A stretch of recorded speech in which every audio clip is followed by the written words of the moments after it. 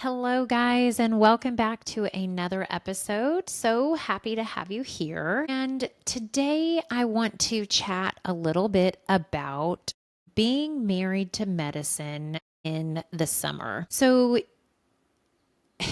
it's magical yet chaotic, and it's a sticky season that somehow feels both way too long and way too short. So, for most families, summer a lot of times means vacations, long weekends, and lazy mornings. But for med spouses and partners, it usually means juggling all the things while your partner is working full time, sometimes overnight, and you're home running camp chaos. And so, in today's episode, I'm sharing real talk about summer as a physician spouse. I'm going to give you 5 simple ways to create joy. Um, and some ideas of how you can include your spouse, even though they're not physically present, but also making the most of the season without completely losing your mind. So, if that sounds good to you, let's dive in. So, the reality check of summer as a med spouse. Let's be honest, it's just a little bit different. It hits different as a physician household. While your friends are headed to the lake house for a week, you're wondering if your partner is even going to make it home for dinner. Or if they are home for dinner, will they actually stay awake for dinner? So, one year when I was home with my kids for the summer, I was like, you know what? This is going to be an awesome summer. I am going to make a full on schedule. I had it mapped out, timed out. I had themed days. I had scoured Pinterest for all these super cool activities. I also was like, you know what? I'm going to create a chore chart, make them have responsibilities. And honestly, you guys, by like the second week, it was a disaster. My house looked like a bomb had gone off. I think we were having cereal for dinner. We were just in survival. And really, the color coding thing, as far as like chore charts and theme days, just went out the window. So, if your summer feels like that, you're just in survival mode, sprinkled with some occasional sweet moments and great summer memories, then I really feel like this episode is going to be for you. You can learn from all of my mistakes that I made. So, I've got 5 tips or ideas to still make summer magical, even if you are doing it completely solo. So, the first one, like I said, learn from my mistakes. So, create a weekly rhythm instead of like a very strict and rigid schedule. So instead of doing it down to the minute, you have this rhythm that gives your days shape, but also allows room for flexibility, allows room for you to breathe. So try something like Monday is like library and an errand day, or Tuesday, some sort of like water, whether it's the sprinkler, it's going to a neighborhood pool, the YMCA, and so forth. I feel like my kids like to know what's going on and they thrive on a routine and a schedule, but also in the predictability of it. But then you also want to have some flexibility for your sanity, um, because it's really hard to be the cruise director all the time and figuring out all of the entertainment. So have some sort of like themed mapped out for you in your week, but then have that flexibility so that you're not losing your mind. The second thing is involve your kids. Give them a little bit of ownership. Let the kids plan some of the summer adventures. Like we created a summer bucket list. Did we get everything done on our list? No. But let them kind of plan some of these mini adventures. Ask them something fun that they want to do in this summer, something they want to make, something they want to learn. And it could be simple as like a scavenger hunt is one of my personal favorites. My kids, when they were younger, loved construction sites. They loved to watch diggers. We were so lucky because we actually had in our neighborhood because it was a newer neighborhood going under construction. So we'd get a popsicle, we'd sit down the street across the way, and we would just watch them dig. And my kids could literally sit there for hours. So no, it can be super simple, but involve them because I feel like they'd be so much more invested. The third idea would be maybe like a photo album on your phone or a like summer gratitude wall with butcher paper, I think is really fun.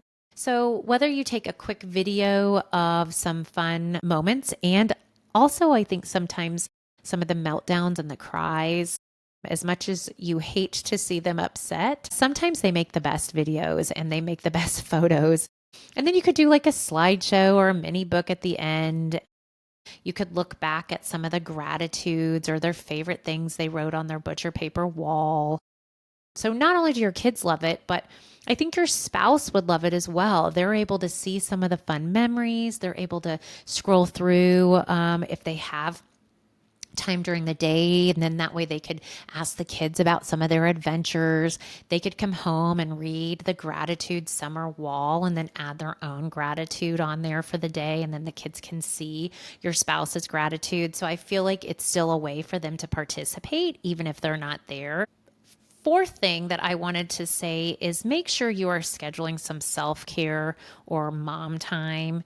You definitely need it, even if it's for an hour, whether it's walking with a friend. I remember feeling so empowered just to go grocery shopping by myself. So again, it doesn't have to be anything major. You could swap with a friend to watch your kids while you watch their kids. But in order for you to have a better summer for everyone, you need to have some rest time. You need to be rested. So, number 5, I feel like is a big one for you to lower the bar and raise the joy.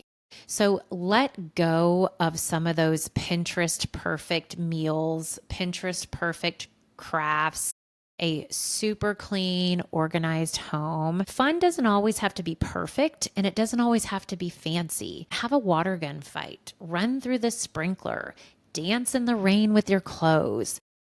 Letting them stay up late one night to watch a movie, having ice cream for dinner. These are your core memories. And at the end of the day, that's what summer is all about. So I touched base a little bit earlier on how do you include your spouse even if they're at work. So the one was having some sort of, remember, shared photo album that you could put like photos and videos in. They could even take some funny face pictures of themselves at work. They could write a sign saying, I miss you, or I hope you're having a great day, and upload it into the album. And then that gratitude, that summer gratitude wall, I think is really, really great. Or even like summer wins, if they don't want to do like a gratitude wall, a summer win wall where it's like all the awesome things that you learned, to ride a bike, to do a cannonball, to dive. One of the kids learned to walk, got potty trained, and then vice versa. The parents have their win wall as well. So I think that it helps the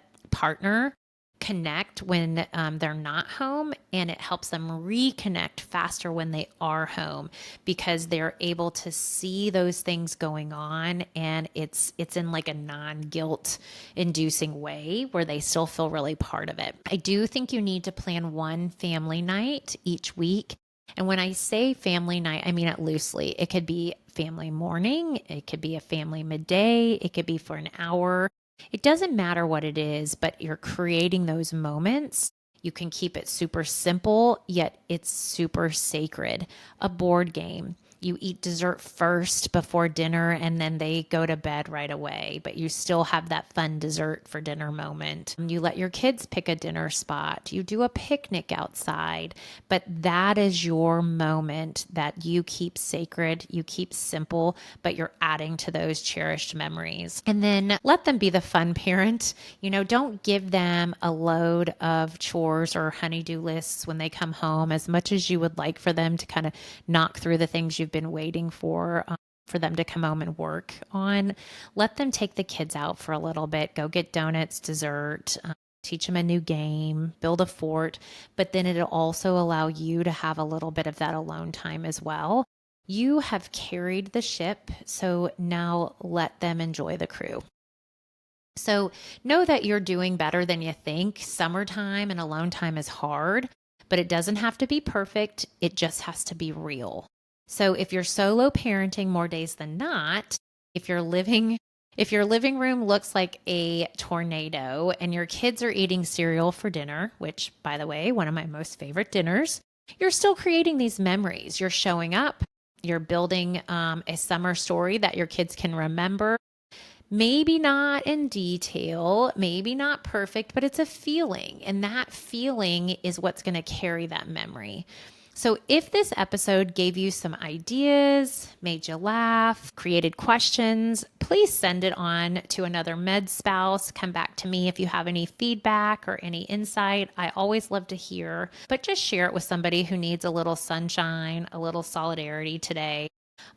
Know that we are in this together. And I would love for you to send any comments, questions, or potential podcast ideas or guest ideas my way. I'm always looking for somebody new to host on the podcast. So, as always, thanks so much for joining me. Thank you so much for your time. And until next time.